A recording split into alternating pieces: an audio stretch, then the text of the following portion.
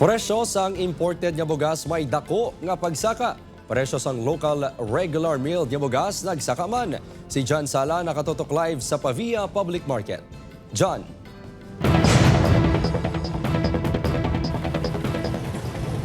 Kim, padayon nga nagakaapektuhan ang presyo sang mga produkto bangod man sa padayon nga krisis sa gatong. Isa na dire ang nagapanguna nga ginakonsumo sang tanan amo ang bugas.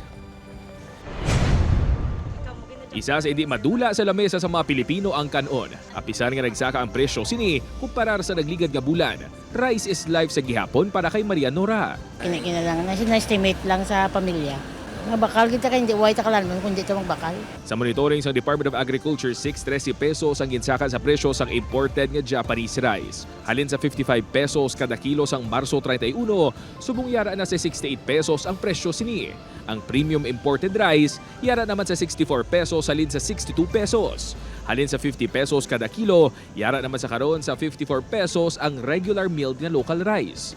Nagapabili naman nga estable ang presyo sang premium local rice. Apang nagdubo naman sang piso, ang presyo sang well-milled nga yara sa karon sa 56 pesos kada kilo. Apektado gani kuno ang kita sang pila ka mga negosyante sang bugas. Natural lang ti ibang buro budget man mo. Ang pagsaka sa presyo ang ginapaabot naman sa Department of Agriculture 6.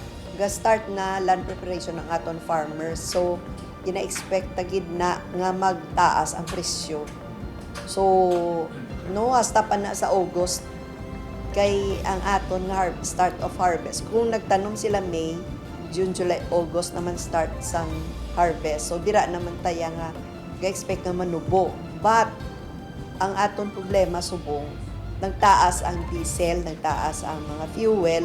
So, mataas na ang transport cost from the farm to the rice mill to the market. Nagpanindugan naman ang DA6 nga ginadumilian ang pagpasulod sang imported nga bugas sa rehiyon halin pa sa bulan sang Enero. Apang dalulupang doon nga may bastante sa gyapon nga supply sang imported nga bugas ang pila ka mga rice retailer sa syudad sang Iloilo. Hindi gid direct nga gin-import nga direct nga masulod diri sa Region 6 na daw nag-agi sila sa other ports outside Region 6.